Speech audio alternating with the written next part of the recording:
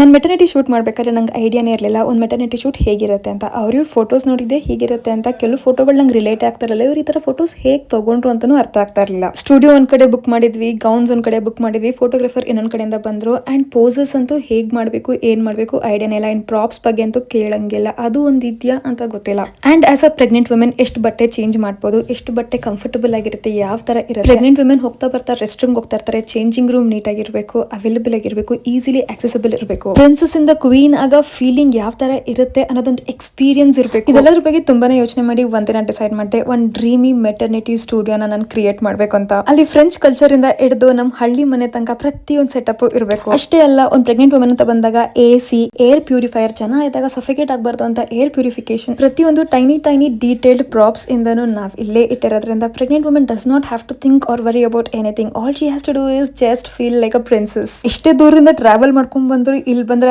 ಮುಗಿತು, ಇನ್ನೆಲ್ಲ ಇವರೇ ನೋಡ್ಕೊಂತಾರೆ, ನಾನೇನು ತಲೆನೇ ಕೆಡ್ಸ್ಕೊಳಂಗಿಲ್ಲ ಅನ್ಬೇಕು. Because every mom deserves to enjoy our maternity journey.